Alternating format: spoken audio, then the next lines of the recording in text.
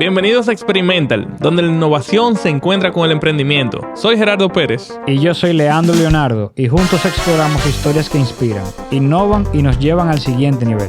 Prepárate para descubrir lo que viene.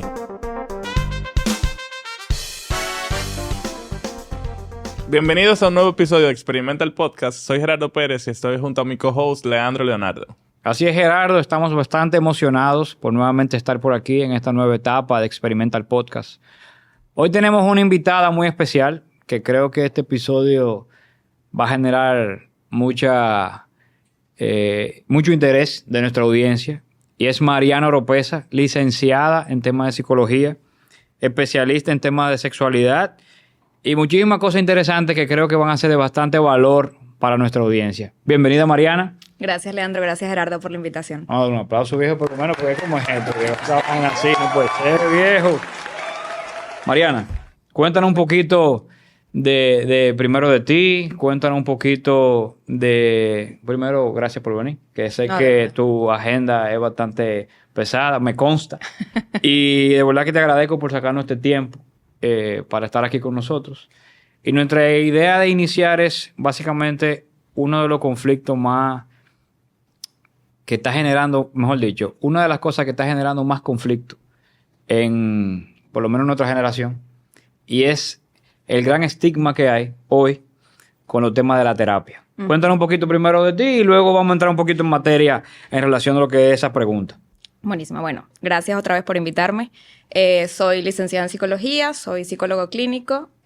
Además tengo máster en bienestar emocional, infanto-juvenil, pero sí, también trabajo con sexualidad y con parejas. Como te dije, Gerardo, tengo 3 años y medio aquí en el país. Antes estaba en España.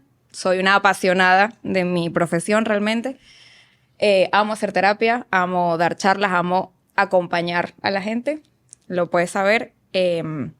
Y sí, ciertamente, aunque ha bajado o ha caído un poco este tabú o esta idea de que la terapia era solo para los locos, todavía hay cierto temor. Yo creo que más bien es temor como a la vulnerabilidad, a mostrarme que no soy suficientemente Superman o poderoso si yo le hago saber a los demás que hago terapia. Y todo lo contrario, o sea, la cantidad de beneficios que tiene la terapia para una mejor inteligencia emocional, un mejor manejo del estrés, gente como ustedes que está constantemente expuesta a retos, a incertidumbre, tener un espacio donde uno puede ser irracional, donde recibes herramientas, donde te acompañan a ser vulnerable sin ningún tipo de juicio, es una bendición. Entonces, de verdad, por eso a mí me encanta lo que hago. Algo que yo converso mucho, yo que vivo leyendo de temas de psicología, de temas de filosofía, y he tenido esta conversación con distintas personas. Gente que va a terapia, gente que no va a terapia. Y muchas veces sale el tema de cuál es el mejor momento de ir a terapia. Cuando tú tienes una crisis, cuando está todo bien. Porque el que está todo bien y tal vez se siente a gusto con la vida que está llevando y se siente feliz, dice yo no lo necesito. Pero otras personas que tal vez están en un declive emocional, en un declive profesional, se sienten que está todo un poco más oscuro. En ese momento están como buscando aire. Y tal vez en la terapia es que lo encuentran. Entonces, mi pregunta aquí es, básicamente, ¿cuál es el momento ideal para ir? ¿Realmente existe un momento ideal o simplemente hay que ir a terapia? Bueno, si me lo preguntas a mí, probablemente muy poco objetiva, te diría, hay que ir a terapia. Un poco siempre de marketing. Da miedo. Siempre da miedo. O sea, si estás en un momento bueno, tranquilo, que tú entiendes como saludable, da flojera decir, como yo le digo a mi gente, sacar a pasear estos monstruos que uno tiene dentro como dormidos, siempre es pesado. Entonces, exponerte a buscar terapia cuando estás bien es como tener que hablar algo con tu pareja cuando no están peleando.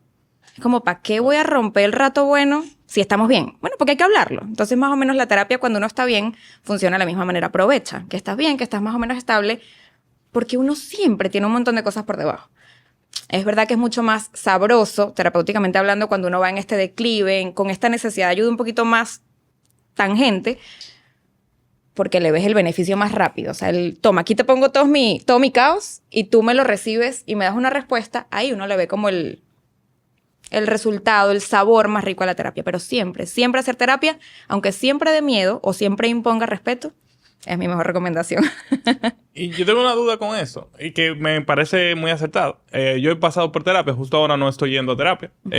Por cosas de la vida, tal vez tú muy ocupado, lo mismo que tú dijiste, uno se siente un poco más vago en ese momento. Entonces, la semana pasada, yo estaba leyendo un libro que se llama The Courage to be Disliked, que es Es un libro sobre filosofía y sobre psicología. Entonces está basado en Adler, un psicólogo de otro tiempo.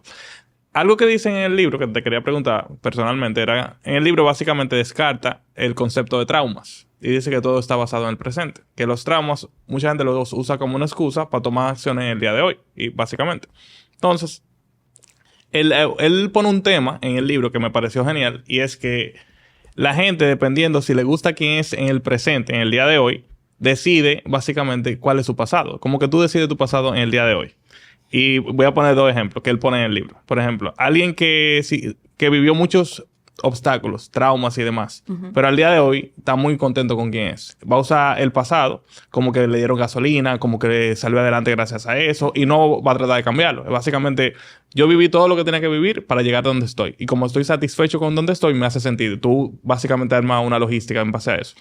En cambio, si no te gusta donde estás, tú empiezas a usar el pasado como la víctima, como que no, ya, yo no estoy en un mejor sitio porque me pasó esto, porque me pasó lo otro. Y a mí me pareció un approach genial, súper interesante. Y ahora la pregunta a ti como psicóloga, ¿cuál es tu opinión sobre eso?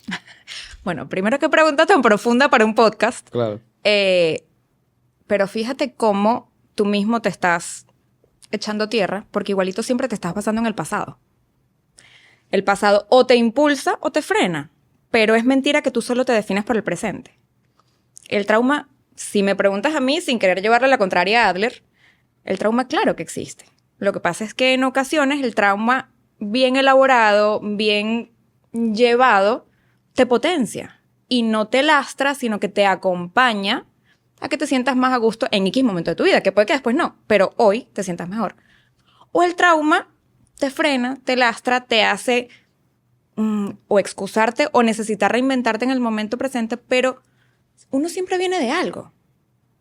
No veamos el trauma como una cosa que te va a lastrar y te va a dañar para toda la vida. No, pero uno siempre viene de algo. Entonces, no seamos tan ingenuos como para pensar que solo voy a funcionar y solo me defino y solo me construyo en función a mi momento presente. Porque es doloroso, o sea, más bien es rico poder basarse en el pasado para ser quien es uno hoy. Y yo creo que este episodio será bastante profundo. No, ya veo. Tenemos poquito tiempo y ya hemos logrado bastante. Pero tú dijiste una palabra que para mí me hace, digamos, y sé que le hace mucho eco a la audiencia, para no decir ruido. Y como este podcast se basa en que esta audiencia siempre va a experimentar grandes cosas para su mejoría, incluyéndonos, porque esa, digamos, es la visión de nosotros, que este espacio es para traer especialistas en temas que no dominamos, experimentar con esa visión y esa información de su especialista, a ver cómo también nosotros lo volvemos parte de nuestra práctica del día a día. Tú dijiste una palabra que para mí es vital y es la vulnerabilidad. Esa palabra, yo creo que debemos devolverla como una pregunta y tratar de manejar un poquito sobre ella, principalmente para nuestra audiencia. ¿Cuándo es el momento de ser vulnerable? O sea, ¿cuándo tú crees que cualquier persona debe decir, óyeme, es momento de yo volverme vulnerable, déjame yo expresar algo que siento? ¿O qué sentimiento tú crees que puede tener una persona para decir, óyeme, este es el momento de yo abrirme y ser vulnerable? ¿Qué significa para ti ser vulnerable? No. Yo te puedo decir la verdad.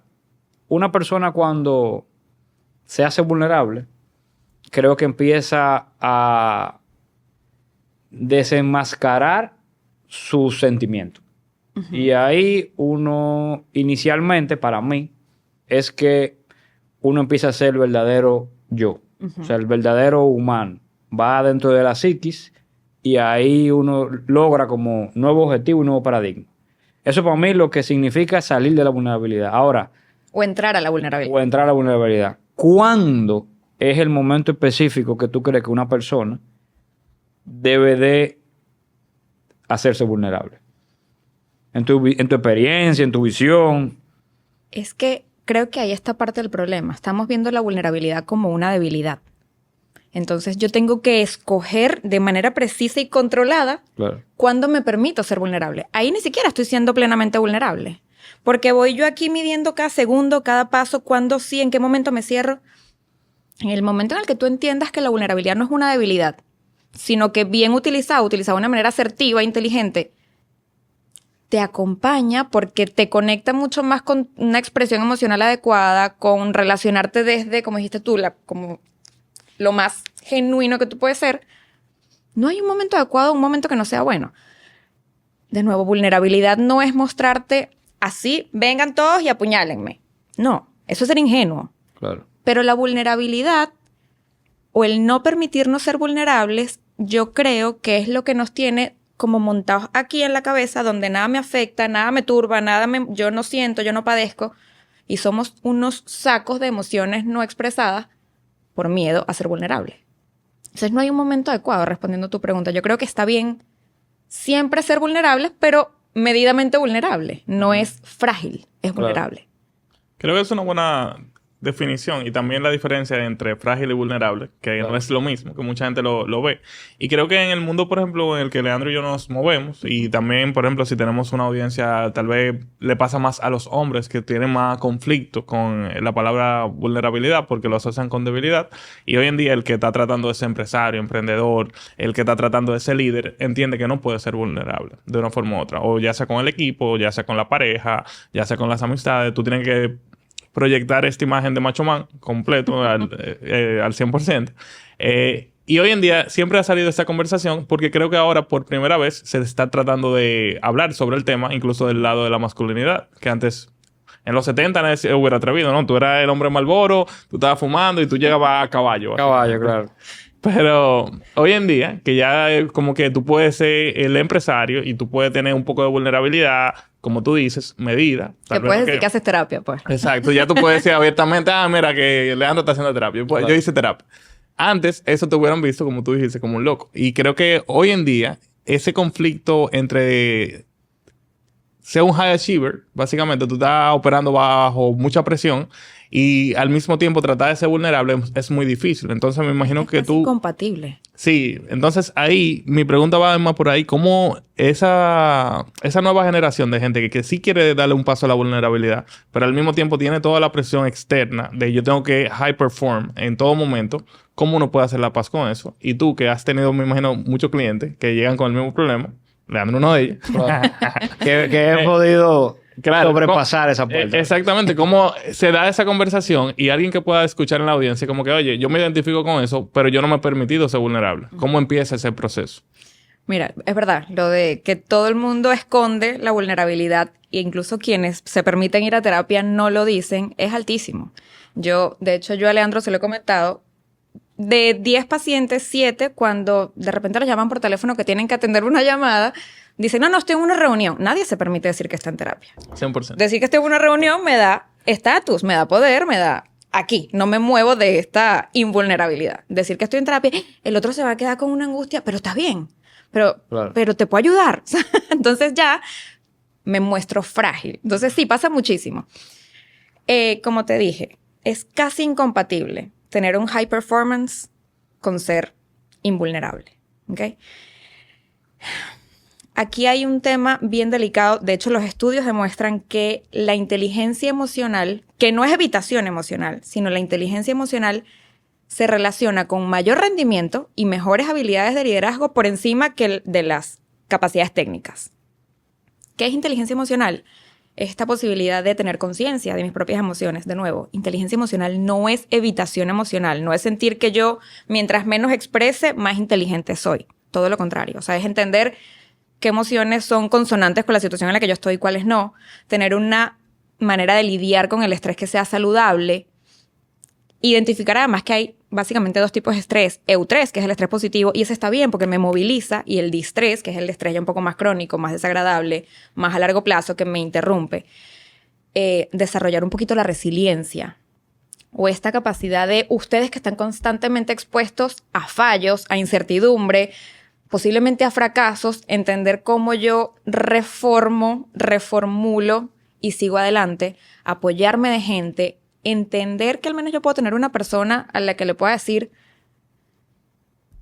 tengo rabia o estoy en el dolor, ya no puedo más, y no sentirte juzgado, tener un espacio donde tú puedas botar ese malestar emocional. Yo creo que es como el primer steps, o sea, como el abrir la puerta a la vulnerabilidad de una manera inteligente y, de verdad, a mayor vulnerabilidad y contacto con la emoción, mayor inteligencia emocional y, por ende, mayor eficacia. Y ahí, tú mencionaste algo que me parece genial y te quiero hacer esa pregunta para uno poder ver la diferencia. Tú mencionaste el EU3. EU3 y DIS3. EU3 y DIS3. Que si lo llevamos, por ejemplo, tal vez a términos más coloquiales, podría ser estrés positivo y estrés negativo. Exacto. Entonces, uno que vive bajo estrés, ¿cómo uno puede identificar? Estoy entrando en un estrés negativo. Porque la realidad es que nosotros siempre vamos a estar bajo estrés. De una forma u otra, es normal. Tenemos muchas responsabilidades, mucha gente que, o dependiendo de uno, o hay problemas, y son normales en el día a día, y uno ha aprendido a manejarlo. Pero ¿en qué momento uno puede empezar a decir, oye, ya me estoy cruzando al otro lado, ya ahora tengo que andar con cuidado, ahora tal vez necesito desconectarme un poco más del trabajo y sacar un poco de espacio para mí, ventilar un poco y luego retomar? Entonces, ¿cómo uno puede ver esa diferencia de manera tangible, práctica? Tú la diferencia la acabas de decir, sin darte cuenta. O sea, el EU3, el estrés positivo, es el... Ya, voy un poquito más atrás. El estrés es una respuesta fisiológica automática e incontrolable. No es que yo puedo evitar exponerme, si quiero vivir, a sentir estrés. O sea, el estrés es una respuesta que además dura muy poco en el cuerpo, idealmente, y dura más o se cronifica o se vuelve negativa en la medida en la que mi interpretación, mi manejo de ese estrés, la manera en la que yo lidio con lo que me genera ese estrés, se mantiene en el tiempo. Un estrés positivo, por ejemplo, puede ser un mal ejemplo, pero hacer deporte. Esto genera una respuesta fisiológica en el cuerpo de activación que es favorable.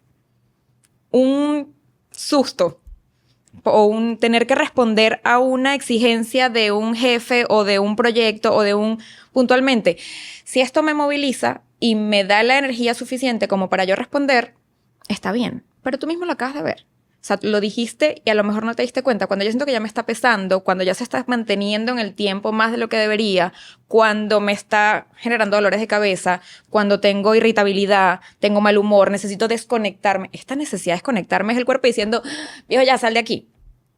Sí. Lo difícil es decir o permitirse, sobre todo ustedes, que entienden que tienen que ser hipereficientes por encima del promedio todo el tiempo y sin parar, decir, necesito hacer como un step back, bajar mis propias demandas y autoexigencias, conectar conmigo, decir, esto ya, no puedo hacer nada con esto, y entonces sigo lidiando con el estrés bueno, claro, y le voy bajando un poquito al estrés malo. Y hay una parte ahí que es de una genuina curiosidad. Hay una parte de ahí que me imagino que es una especie de elasticidad del estrés, en la que estrés que antes era negativo, yo lo empiezo a volver positivo. Yo me vuelvo más resiliente, o de una forma u otra yo tengo más capacidad para aguantar más estrés. Entonces, me imagino que de una forma uno puede trabajarlo eso. Tal vez nosotros, que estamos en un ambiente que constantemente tenemos cierto estrés, si ponen a una persona que viene de un bajo estrés en su vida y lo ponen en la misma posición de nosotros, el estrés de nosotros se vuelve tal vez un distrés para ellos. Y así mismo nosotros nos ponemos en la posición de alguien que maneja mucho más estrés que nosotros, tal vez estamos fuera de nuestra zona de confort. Entonces, yo lo veo de una forma u otra, como ir al gimnasio. De una forma u otra, tú tienes que aumentar tu capacidad de aguantar estrés y volverlo positivo. Totalmente de acuerdo. ¿Cómo uno le hace frente a eso? Mira, hay muchísimas herramientas, muchísimas técnicas para lidiar con el estrés. El tiempo libre, y de nuevo vuelvo a ustedes, es difícil a veces lidiar la autoexigencia y el tener que llenar el tiempo siendo eficientes y eficaces como emprendedores con tener tiempo libre y espacio para mí. Es necesario el tiempo libre.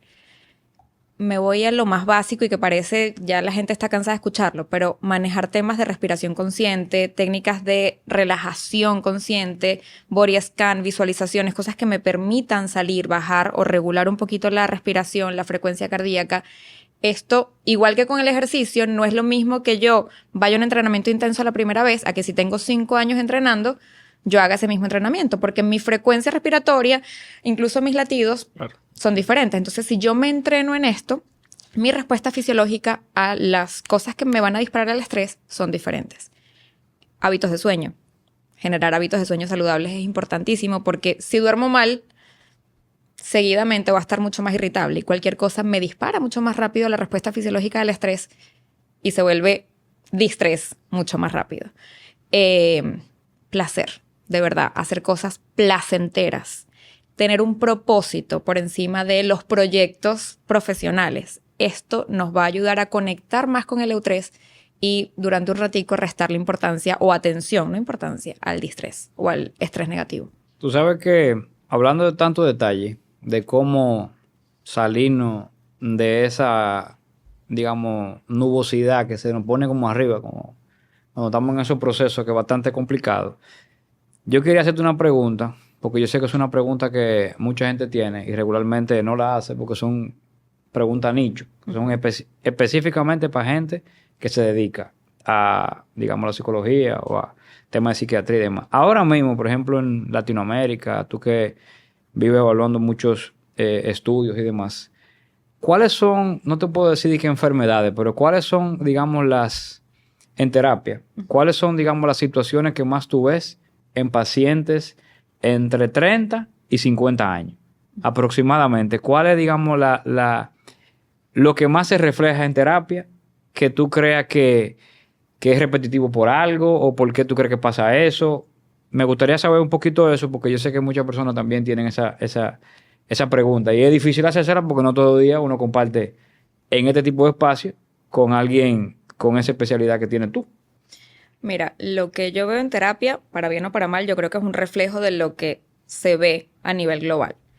Ansiedad y depresión como los dos grandes males del mundo occidental. O sea, son los dos padecimientos o los dos problemas de salud mental más frecuentes en el mundo. Con lo de la ansiedad, yo se lo digo a la gente que llega como con temor y me dice, es que yo nunca había tenido ansiedad. Bueno, pues bienvenido al club. O sea, 7 de cada 10 claro, o hemos tenido, o tenemos, o vamos a tener ansiedad. Sobre todo en este mundo como tan voraz en el que estamos viviendo, es muy común. Hay muchos tipos de ansiedad.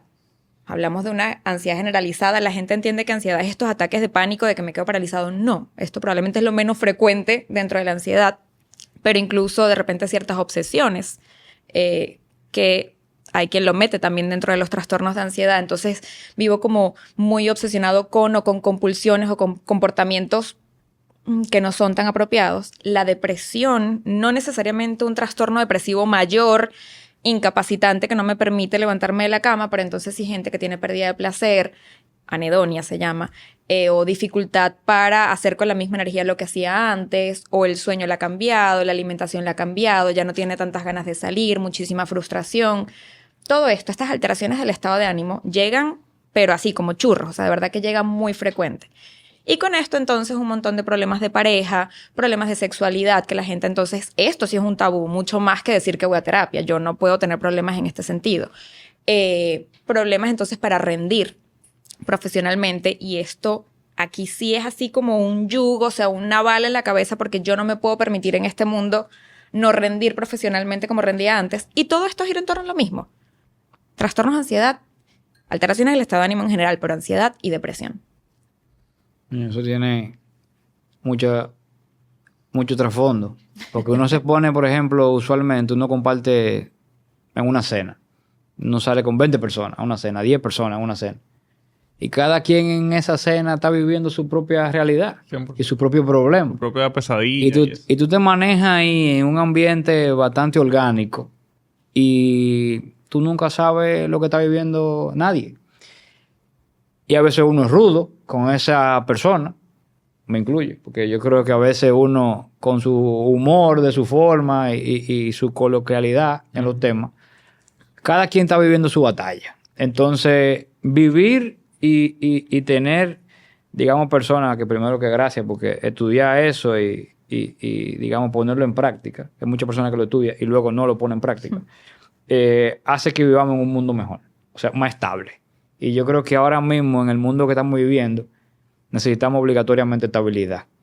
Y bueno, y la verdad que hasta ahora, lo que hemos ido logrando hasta lo que va del episodio, yo creo que son herramientas vitales para lo que nosotros queremos lograr y nuestro enfoque, como tú lo dijiste, en una meta más allá. Nuestra meta de este podcast, más allá, es que esa audiencia que nosotros tengamos, que más que audiencia lo consideramos familia, es que sean gente más fuerte emocionalmente, pero que también tengan la capacidad de saber cómo mejorar y experimentar cualquier cambio que le pase en su vida. Entonces, llegando a eso, en el episodio inicial, donde Gerardo y yo estuvimos conversando sobre muchos temas, nosotros hablamos, y producción, gracias por ponerme aquí la pregunta, sobre lo que es el síndrome del impostor. Cuando yo lo leí, me imagino que en algún libro lo pude haber visto, pero yo quisiera que a esa audiencia, y me incluyo, me hables un poquito sobre ese síndrome, porque quiero, como luego de esa pregunta, y llevando la conversación a temas de herramienta clara de qué puede hacer un empresario, un emprendedor, para cada vez ser como más dinámico y práctico en lo que se refleja su día a día, pero también siendo mejor emocionalmente. O sea, pero ¿qué es el síndrome del impostor para la audiencia y para mí? Ok. Bueno, primero gracias por tu agradecimiento que me hiciste hace un ratico. Con eso lo de la cena, yo creo que allí lo clave, y yo lo digo siempre, de hecho en mi Instagram siempre lo pongo, o sea, por lo menos una vez a la semana, viejo, empatía. O sea, vamos a intentar ser mínimamente más empáticos porque no tenemos ni idea que está sufriendo el de al lado. Yo no voy a ir a salvarte la vida. A lo mejor yo no tengo las herramientas para ir a salvarte, pero voy un poquito menos rudo.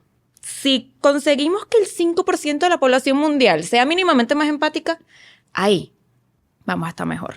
O sea, si nos podemos quedar con algo y es, vamos a jugar un poquito a ser más empáticos. No simpáticos, no hay amigos de todos, no. Empáticos, entender que el dolor del otro es verdad, así como el mío, aunque yo viva con el calladito, también es verdad. Y eso sobre todo también sirve para los líderes, para los empresarios. Si yo entiendo que la gente que responde a mí tiene un camión de cosas detrás, esto a lo mejor me da otra visión como jefe o como líder. Pero, y allí engancho con la pregunta, muchas veces entendemos desde nuestra sensación de ineficacia que tenemos que ser demasiado duros para demostrar que podemos. El síndrome del impostor, que Gerardo también lo sabe, ya nos lo hizo saber, yo lo voy como a naturalizar, ¿no? A dar una definición formal, ¿ok? Pero es, tú eres excelente y no te lo crees. O sea, realmente yo me siento un impostor. O sea, yo me estoy engañando a mí mismo porque yo no sirvo para nada. Esto dicho como muy en grande, claro, ¿no? claro. Pero tú tienes todas las habilidades, has estudiado, tienes todas las bases. Ya lo sé ahora de ti, pero lo sé de ti. Vives leyendo, no lees por placer, sino por formarte, por tener que entender, por tener cada vez más conocimiento. Aprendes, creces, te formas. No, pero yo no soy merecedor de lo que tengo. No soy suficientemente bueno. Y aquí yo creo que nos juega muy, muy, muy en contra el mundo en el que estamos, donde de pantalla para adentro hay un mundo perfecto donde todo el que está del otro lado es mejor que uno, donde ha conseguido más que uno, donde se le da mejor que a mí. Entonces vivimos en una competencia insana o irracional más bien, que nos baja a nosotros. Entonces terminamos teniendo incluso problemas de autoestima, de autoeficacia, con muchísima inseguridad, que entonces a largo plazo, si esto se mantiene, sí va a afectar en mi rendimiento. Claro. Tú sabes, que estoy muy de acuerdo con todo lo que tú has dicho. Obviamente, que creo que al día de hoy todo el mundo ha pasado por alguna época del síndrome del impostor. Claro. Y yo te iba a decir que a mí incluso me ayudó vivir esa época. Hoy en día no creo que le haga tanto frente como antes, pero en su momento, hace unos 10 años fácilmente. 2014, 2015. Yo lo he contado en otros podcasts, pero te lo voy a comentar porque me interesa tu opinión. Yo tenía 25 años y conseguí un proyecto que yo no me merecía en ese momento. Pero literalmente... Tú entendías que no te merecías. Y yo creo que no me lo merecía porque yo no tenía las capacidades para ejecutarlo. Okay. Pero yo soy un tipo que siempre se está preparando y demás y le decido hacerle frente al proyecto. Me termino documentando, pero fue como un golpe de suerte yo haber tenido el proyecto. Lo termino haciendo. El proyecto al final se gana un premio, una torre que está en la Nacaona y demás. Pero luego de yo tenerlo, el proyecto, yo teniendo 25 años, diseñando uno de los proyectos más importantes del país en ese momento, yo sentía que eso me iba a hacer un daño si yo lo aceptaba. Y yo tomé un camino muy diferente y fue básicamente dejar la arquitectura para siempre. En mi cabeza fue eso. Yo dije, más nunca vuelvo a diseñar ya. No quiero eso, yo no quiero que mi vida se defina por un golpe de suerte, porque yo no tengo las habilidades para poder conseguir este tipo de proyecto todavía. Y si yo simplemente asumo digamos, como ganarse la lotería, y yo creo que ya yo soy millonario porque me gané la lotería, yo no tengo las habilidades para crear millones todavía. Entonces, ese acercamiento del síndrome del impostor, que yo no me lo merezco, y decido simplemente no seguir ese camino, me voy de viaje, hago muchísimas cosas diferentes, y luego cuando vuelvo realmente es que creo las habilidades, y ahora te puedo decir que hemos diseñado mucho de ese tipo de proyectos. Pero fue gracias a que el síndrome del impostor me hizo sentirme no merecedor. Pero eso no fue como una limitante. Eso fue como que yo tengo que ser mejor y ya. Entonces me empiezo a preparar para yo ahora te puedo decir, yo sí me lo merezco. Todo lo que hemos conseguido, pero lo trabajamos. Entonces, muchas veces se habla del síndrome del impostor como algo negativo y por eso quería tocar este tema contigo, a ver cuál es tu opinión sobre eso. Porque de una forma u otra, si uno lo canaliza tal vez, uno tiene forma de crecer a través de. Entonces, quiero tu opinión. Te las voy a dar. Voy a ir al principio, cuando hablaste de que si el trauma te define, no te define, si el trauma es bueno, el trauma es malo, si tú eres solo presente o eres solo pasado. Creo que pasa más o menos lo mismo con el síndrome del impostor. El síndrome del impostor es bueno, es malo. O sea, si perdura en el tiempo, si te aleja de tu profesión y de lo que pensabas dedicarte toda la vida, si te genera un montón de problemas de autoestima, te lleva a una depresión, te aísla, claro que es negativo. Tu problema no fue que tuviste un síndrome del impostor. Que a lo mejor no fue síndrome del impostor si tú estás diciendo, de verdad, yo no tenía las habilidades, las capacidades, ni el currículum, ni el apoyo. Fue un golpe de suerte. Eso no es síndrome del impostor. ¿Por qué? Porque tú tenías, en teoría, que por eso dije, creías tú que lo tenías, ¿no? En teoría tenías todas las muestras racionales y objetivas para decir, no sé por qué me dieron esto. El síndrome del impostor se da cuando, si hoy, con todo lo que tienes, tú dijeras, yo no soy merecedor de esto. Okay, ahí hay una pequeña diferencia. Pero, vuelvo, si tú acompañas tu síndrome del impostor con resiliencia, con habilidades de gestión emocional, con habilidades de gestión de estrés, con apoyo, te das cuenta que puedes salir de allí, disminuyendo un poquito el miedo al rechazo, porque el miedo al rechazo es como el mejor amigo del síndrome del impostor. Allí entonces tienes una consecuencia saludable o favorable que te permite como reivindicarte y salir de allí. Entonces el problema no es solo el síndrome del impostor, sino que otras cosas, desde tu inteligencia emocional y desde tus habilidades emocionales, acompañas en ese momento. Y muchas veces que voy a, digamos, a resumir una pregunta que tengo ahora, pero sobre ese tema, muchas veces uno se auto maltrata, diciendo yo no me lo merezco, yo no me lo merezco, yo no me merezco algo que me dieron, pero el que te lo está dando tiene miles de años de experiencia más que tú, muchísimo más, digamos, trayectoria en lo que sea que tú estés pasando por ese momento. Y uno como quiera, sí, porque nadie se lo dice, nadie le da el coach ideal, uno se automaltrata. Porque quien te lo está dando, en teoría, algo está viendo. Entonces, cuando tú no tienes la capacidad quizá de ver lo que está viendo el otro, ahí es donde tú tienes que tener la capacidad y la humildad hasta de preguntarle. Que muchas veces yo lo hago. Después que yo cierro cualquier trato, yo digo, óyeme, ¿por qué te motivó hacer esto o aquello con nosotros?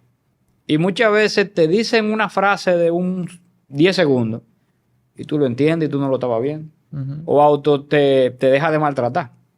Entonces, siguiendo en esa misma tesitura y siguiendo así como la visión del episodio, una de las cosas más complicadas que tenemos los empresarios, digamos los autoempleados, los empleados que quieren seguir adelante, hasta en general los vendedores, porque los vendedores son nómadas.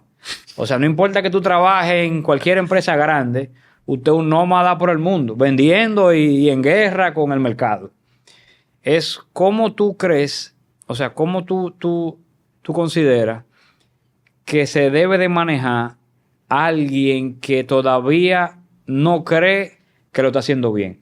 O sea, ¿cómo tú crees cuáles deben de ser los pasos para que alguien que todavía no entiende que lo está haciendo bien sepa que va por buen camino? No necesariamente a nivel monetario, sino, óyeme, yo me siento bien con lo que estoy haciendo.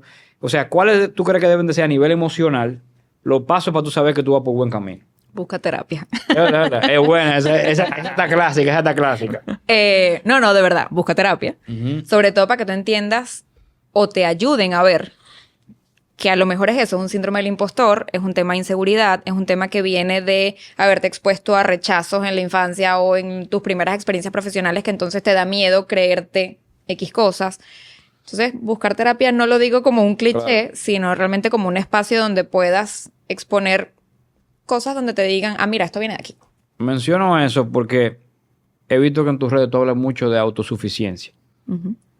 Entonces, llevando esa pregunta a esa palabra de autosuficiencia, ¿cómo tú crees que eso se puede solapar a esas personas que hoy quieren ser más autosuficientes? ¿Tú crees que sea solamente buscando terapia para buscar el objetivo? ¿O cuál herramienta tú crees que tú le debes de dar para que la persona, digamos... Porque a veces buscar terapia es fácil decirlo. Pero a veces es muy complicado. Hasta uno mismo, por ejemplo, yo tengo empleados que son unas estrellas. Y yo sé que están viviendo sus situaciones en general. Vienen de otra generación. ¿Cómo a veces tú ves su potencial? O sea, tú lo ves. Y tú dices, cónchole, ¿cómo yo puedo hacer para que esta persona entienda, sin yo tenerse lo que decir, porque tú sabes cómo es la cultura? Culturalmente yo decirte, oye, busca terapia, yo decirte, tú estás loco. Aunque tú me digas, o sea, en otra generación. O sea, hermano, bueno, y con suerte los más jóvenes un poquito menos, pero sí, no, todavía. A nivel generacional, que por ejemplo, en la industria que nosotros nos atrevimos a entrar, yo creo que hoy todavía seguimos siendo los más jóvenes, más o menos. Ahí ya otra cadena que está entrando. Pero nosotros, o sea, a nivel técnico, los ingenieros son bastante adultos, los de campo. Los arquitectos, en temas de campo, son bastante más adultos que nosotros. Sí. Entonces, a veces uno está en una reunión de fuego y yo te digo, hermano, tal cosa, o hermana, tal cosa. Y tú te das cuenta que el argumento que yo te estoy diciendo no es el que te está haciendo daño. Tú tienes algo interno que te está generando una reacción a esa presión que yo te estoy queriendo meter laboral. Entonces, ¿cómo tú puedes trabajar esa autosuficiencia? ¿O cómo tú crees que debe de ser la mejor herramienta, la mejor manera para tú poder decirle a la gente, óyeme, vamos a buscarte el coach, vamos a buscar la vuelta? ¿Cómo tú crees que debe ser la manera más dinámica para que eso sea como estable y que no sea como un ruido? Que usualmente los líderes son medio dictadores. A veces yo me incluyo. A veces, no sé. Estamos trabajando. Entonces, ¿cómo tú crees que debe manejarse esa parte? Mira, no debe ser casualidad. O sea, yo creo que esto es una demanda importantísima. Y no debe ser casualidad que justamente la Organización Mundial de la Salud, ahora en el mes de octubre, el 10 de octubre fue el Día Mundial de la Salud Mental. El lema este año era justamente garantizar la salud mental en las empresas, o sea, en el mundo laboral. Porque, o sea, la cantidad de bajas laborales, de permisos, de licencias por ansiedad y depresión, y ya hablo a nivel de lo que les impacta a ustedes los empresarios, las pérdidas económicas son importantísimas, claro, pero de billones de dólares a nivel mundial por bajas por salud mental. Si lo vemos desde el punto de vista económico y no necesariamente de la salud mental, yo como empresario, si no me siento preparado o no me siento con la energía para lidiar con decir, ¡ah, me dijiste loco! O sea, de decirle directamente a un empleado mío, ve para terapia, vamos a hacer cosas que sean beneficios de salud mental dentro de la empresa. A mí, por suerte, me han mandado muchísimas, o sea, me han pedido para participar en distintas empresas charlas. Entonces empezamos con charlas, empezamos con grupos de apoyo, les mandamos podcast, les mandamos la posibilidad de que si quieren hacer terapia, no individual, yo lo pongo como un servicio en mi empresa. Y entonces la gente dice, ¿qué es esto? ¿Qué es lo que me va a ayudar? Mira, fui a una charla con Gerardo de cómo aprender a dormir mejor. Y me doy cuenta que entonces yo estoy durmiendo mal es porque tengo estrés. ¿Y cómo manejo el estrés? Mira, otra charla donde me hablaban de que si yo gestiono mejor el tema en la casa con mis hijos, voy a tener un mejor rendimiento profesional. Entonces, ir metiéndole ustedes como líderes de sus propias empresas y de sus proyectos, poco a poco el tema de la salud mental de manera indirecta a sus equipos para que se vayan desenemistando con esta idea que muchos tenemos de salud mental es igual a loco. O sea, salud mental la entendemos como enfermedad mental. Claro. O sea, cuando uno le dicen vamos a hablar de salud mental, dice, vamos a hablar de los locos, vamos a hablar de enfermedad mental. No, todo lo contrario. Salud mental es un concepto planteado en positivo. Es un funcionamiento integral, un funcionamiento adaptativo, la capacidad de ser óptimo. Y esto se relaciona con el bienestar integral. Tengo la salud mental, la salud física, la salud biológica, la salud social, la espiritual, que aquí en este país está como bien conservada. Entonces, si yo puedo apostar, así como les pongo gimnasio o les doy clases de Zumba a mi empleado una vez al año, bueno, les pongo una charla de salud mental. Claro. Entonces, si siento que mis empleados están pidiendo muchas bajas por salud mental o yo siento que ya no les puedo hablar porque están todos súper irritables, déjame ver por dónde les entro. En el caso de ser autosuficientes o de buscar yo mi bienestar, mucha disciplina. O sea, yo sé que suena fácil, pero tener disciplina y estar comprometido con que yo quiero conseguir mi crecimiento va a ser el mejor motor. Sabiendo que disciplina es unos días no me provoca nada, otros días estoy súper animado. Es un roller coaster, es una montaña rusa.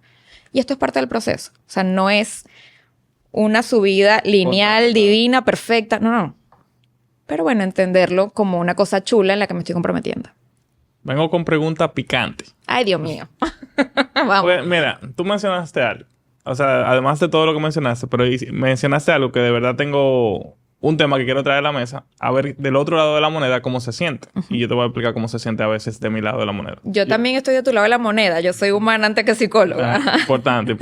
Entonces, no sé, Leandro, cuál va a ser su opinión. Yo te voy a decir bien crudo cosas que yo... Me da miedo que sea lo que yo pienso, pero no veo otra forma que sea. Okay. Entonces, hoy en día, yo veo como una especie de epidemia, por así decirlo. Como el tema de salud mental ha cogido mucha fuerza, también mucha gente se monta en la ola y cualquier cosa, no, estoy depresivo. Cualquier cosa, tengo ansiedad. No, tengo un burnout. O sea, y tú ves los niveles de estrés que está manejando y como que... ¿De qué tú me estás hablando? Entonces, no seas egoísta.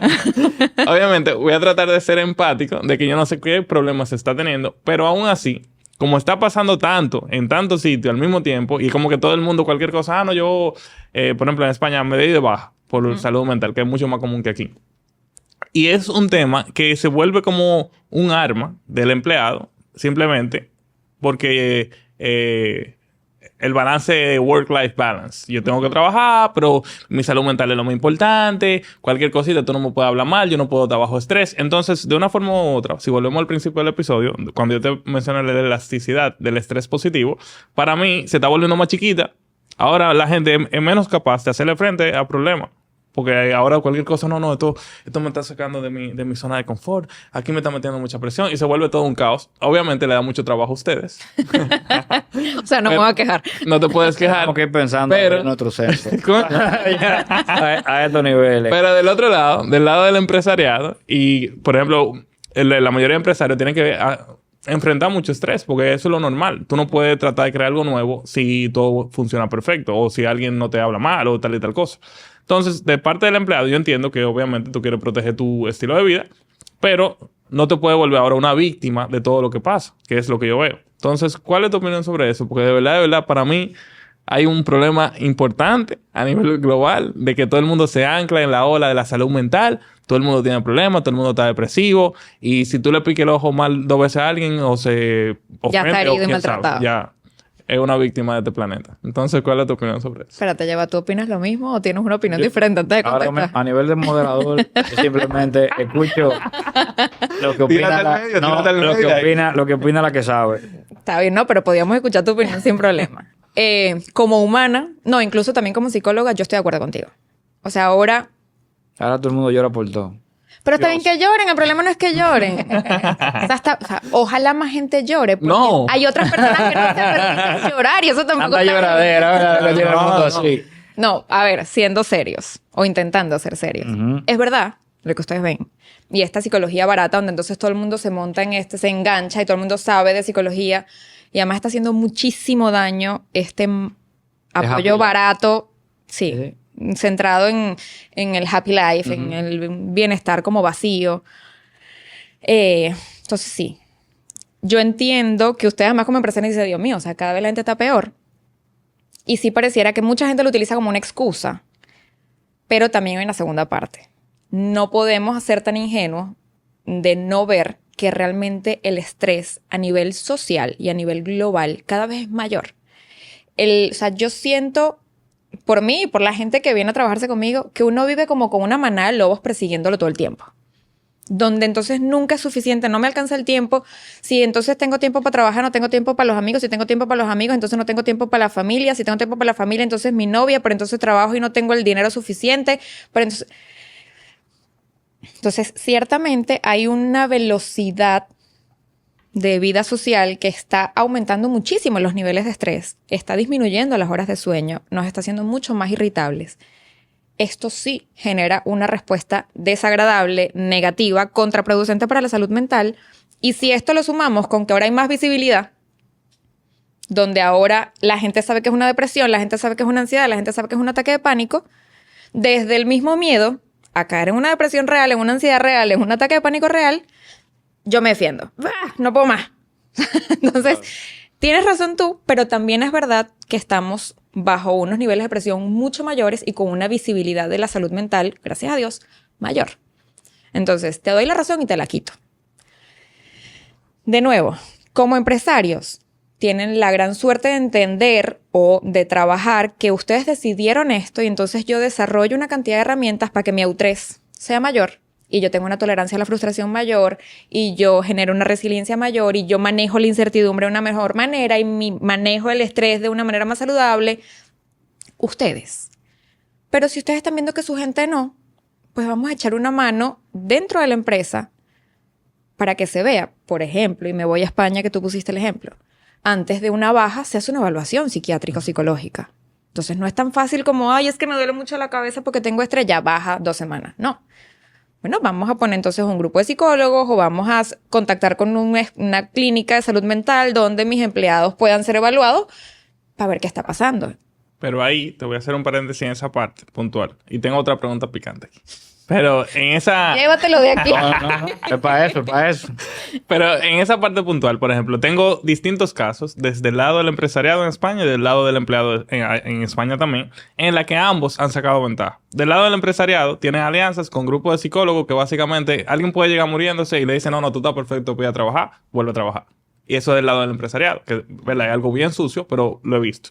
Y del lado del empleado también van a sitios que tú simplemente vas y el mismo psicólogo te dice, ¿qué es lo que tú quieres? Una baja. Y se la dan. Entonces, por ese lado es como que eso para mí no funciona. Eso no tiene sentido. Entonces voy a otro punto que es donde voy a entrar a una parte un poco más picante.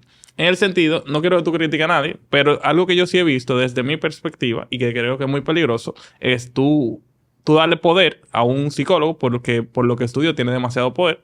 Hoy en día todo el mundo tiene una voz. Entonces, ¿qué sucede con el tema de las redes sociales y la voz de que cualquier persona tiene presencia? Alguien se puede volver famoso siendo un muy mal profesional. Entonces, tú empiezas a crear una masa de gente en la que tú estás predicando un mensaje o tú estás predicando el happy life o tú estás cualquier cosa, quéjate, ansiedad, depresión y entra una masa de gente que no sabe que es un mal psicólogo o no sabe que es un mal profesional. Eso aplica en todas las aristas, no nada más. No solo en los psicólogos. Claro, eso puede ser de arquitectura, eso puede ser ingeniería, cualquier cosa. Pero con el tema de la salud mental, yo creo que eso es algo tan delicado y tan peligroso que simplemente uno le da una voz súper poderosa a alguien, que alguien que entra nuevo al sector, me estoy sintiendo esto. Yo vi un reel de alguien que decía... Un gurú. Sí, un gurú así, un reel de 15 segundos. Y decía, si tú tienes estas 3 cosas, tú estás en burnout. Y esa persona dice, presente. Me estoy muriendo. Claro. Entonces, por ahí es como que al día de hoy, yo creo que de una forma u otra, la parte de psicología, la parte de salud mental, es verdad que tiene mucho más presencia, pero también es como que hay mucho misinformation, de una forma u otra. Hay gente que está trayendo muy mal contenido, que la gente no sabe que es mal contenido, hay gente que está trayendo muy malos consejos, y la gente se lo está comiendo porque le están dando algo, y están buscando excusas para yo estoy en modo víctima, y alguien se lo está reforzando. Entonces, todo eso es como el lado oscuro de la psicología, en la que yo te puedo influenciar, tú te vas a volver más víctima, tú te vas a volver más dependiente, tú tienes que ir a terapia, y eso es tan sucio que básicamente yo estoy asegurando que tú vayas a terapia. Entonces, ¿qué tú opinas sobre eso? Porque... Ay, opino muchísimo. Pero ¿qué debo decir? Exacto. ¿Qué debo decir? Voy a ir primero a lo primero que dijiste de que pasa en España, que los empleadores utilizan el psicólogo a su favor y los empleados utilizan el psicólogo a su favor. Lo vemos con la salud mental porque lo vemos como algo más inalcanzable, menos tangible, más delicado, pero esto pasa en todos lados. O me vas a decir que las concesiones de gente que tiene amigos dentro del gobierno son más... Paz. No, el sistema siempre tiene cosas buenas y siempre tiene cosas malas. En todos lados. O sea, claro. En todos lados y profesores buenos, profesores malos. Esto pasa siempre, ¿ok? Lo que pasa es que a lo mejor es muy ingenuo de mi parte, pero esto es la minoría, solo que la minoría hace mucho ruido. Es como cuando tú pasas por un salón de clase, hay 25 niños y tú pasas y dices, Dios mío, qué caos de salón, y te asomas y son 3 pegando gritos. Y los otros 22 están sentaditos tranquilos, pero uno dice, este salón es un caos. Pasa más o menos lo mismo en este sentido. La minoría hace mucho ruido y genera mucho daño, pero nos quedamos con que eso es lo real. Eso por un lado.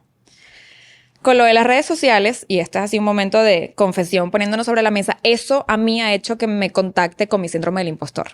A mí muchísima gente me dice, ¿por qué no mueves más tus redes sociales? De psicóloga. Porque estoy harta de la información barata, de este alcance rápido, tonto, de que la psicología ahora todos somos psicólogos, donde todo el mundo te puede dar un consejo que te salva la vida o te hace saber que estás mal. Entonces, me toca de cerca porque de hecho para mí ha sido una limitación profesionalmente hablando el permitirme hablar serio en mis redes porque la gente no quiere escuchar serio, quiere respuestas rápidas. Claro. Y la salud mental no es rápida. Entonces, pasa también, por ejemplo, con la moda esta que había de la vida saludable. Dietas para adelgazar en 2 semanas, te las vendían como arroz. Una faja especial. Una faja que te quita 18 centímetros en una semana si no te la quitas ni para bañarte. Y eso siempre vende, porque lo rápido, en este mundo tan rápido, voraz, veloz en el que estamos sometidos, yo quiero respuestas rápidas. Y como no me permito slow down y mirar para adentro, vamos a confiar en esto que me lo está poniendo en bandeja de plata. No, la salud mental es mucho más complejo que esto. Yo lo digo en mi Instagram, yo tengo un post que dice, está bien que tú leas redes sociales, pero las redes sociales no equivale a terapia.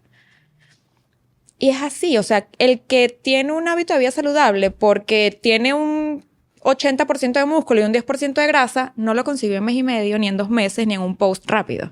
Fueron 5 años de su vida, 3 años de su vida, levantándose a las 5 de la mañana, entrenando 2 horas, comiendo saludable. Pues la salud mental es más o menos lo mismo. Entonces, no busquemos salidas rápidas porque no hay. Yo creo que parte del mensaje que quiero que la audiencia se lleve en este episodio, básicamente, que no consuman todo lo que ven como que es palabra de Dios. Porque creo que ese es un problema de lo que estamos hablando. Y te está pasando a ti del lado profesional, que ya básicamente tu competencia, lo que le está dando caramelo a la gente, le está dando de droga a la gente y se vuelven drogadictos. Dopamina. Golpe de dopamina. Eso, yo me identifico. Y de una forma u otra, la audiencia, si se puede llevar algo de este episodio, básicamente, tú tienes una responsabilidad de tú evaluar lo que tú estás consumiendo y no simplemente creer que es todo bien. Incluso en el mismo episodio. No cojas la palabra como que aquí se está diciendo la verdad, pero es una invitación a pensar. Y tú mencionaste un tema ahorita, Leandro, con el tema de la cena, que me encantó el ejemplo. Porque parte importante tal vez del tema de la psicología, del tema de la salud mental, y que yo creo que es algo que yo he implementado en mi vida, es no poner toda la responsabilidad de mi salud mental en la mano del terapeuta. Es como que yo soy responsable primero. Por y favor. después alguien me puede asistir, alguien me puede ayudar. Y si alguien se pone en los zapatos, por ejemplo, de la cena, y tú tengas una cena o tú tengas un grupo de amigos, tú estás siendo un empleado, tú estás siendo un líder, lo que tú quieras, no importa. En ese momento tú tienes en cada chance la oportunidad de tú ser responsable con eso. Y tú decís, ok, le hablé mal a fulano. Déjame pedirle excusa. Me pasé porque yo tal vez me equivoqué. Claro. Tal vez se me fue la mano. O tal vez en algún momento alguien lo hizo conmigo. Y yo tengo una reacción. Y tal vez ahí yo lo que tengo que decir, oye, yo no sé lo que él está viviendo. Tal vez déjame invitarle a un café. Déjame ver por qué él me habló así. Cuando lo que yo hice fue tan minúsculo. Y yo creo que yo estoy ahora mismo haciendo un trabajo en los últimos años como bien reflectivo de eso. Me ha ayudado mucho, por ejemplo, yo escribo en mi diario todos los días, y pongo mis pensamientos, la cosa que yo me equivoco, incluso me cuestiono cómo yo reacciono sobre cosas. Y me ha dado como un espacio que creo que en el budismo lo hablan como que parte de madurar, un espacio de respuesta más largo. Como si algo te hacen así, en vez de tú darme un trompón de la primera, tú te va a tomar un tiempo y después tú respondes. Y creo que la invitación que yo quisiera que la gente se lleve, que creo que va muy alineado con lo que es la parte de salud mental, es simplemente tomarse más el tiempo antes de tú ser tan reactivo a lo que es el día de hoy. Hoy en día tenemos tanta influencia de tantas cosas diferentes, redes sociales, comparación, competitividad, que el otro me dijo tal y tal cosa. Siempre estamos influenciados por algo o recibiendo información. Y simplemente tomamos tiempo de respuesta. No nada más para responder con la boca, sino incluso para actuar. No, viejo, resumiste este episodio. Y yo, psicólogo.